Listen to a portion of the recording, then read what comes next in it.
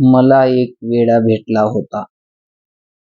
त्याला भेटून मी वेडा आहे का तो वेडा आहे, का दोघंही वेडे आहोत, का दोघंही शहाणे आहोत हे समजत नव्हतं.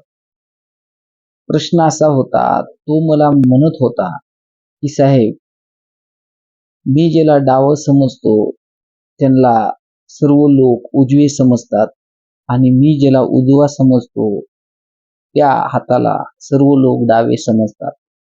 ही काही माझी चूक आहे का? फक्त माझी चूक एवढीच आहे की मी ज्याला डावं आणि उजवं आणि डावं समजणाऱ्यापैकी आहे. माझ्या बाजूला संख्या कमी आहे. मी डाव्याला उजवं म्हणतोय आणि उजव्याला डावं म्हणतोय असं त्यांचं म्हणणं आहे. तिकडे तोंड भरपूर आहेत, संख्या जास्त आहे, म्हणून त्यांनी उजवं म्हटलं तर ते उजवं मान्य केलं जातं समाजात आणि त्यांनी डावं म्हटलं की ते डावं समाजात मान्य केलं जातं. ह्याच्यात माझा दोष नाही. कोण ठरवणार उजवं किंवा डावं कोणचं? हा जर उजवा हात माझ्यासाठी आहे तर कुणासाठी तर तो डावा पण असू शकतो ना. हे ठरवलंय कोण? असं तो विचारत होता. मी अवाक झालो.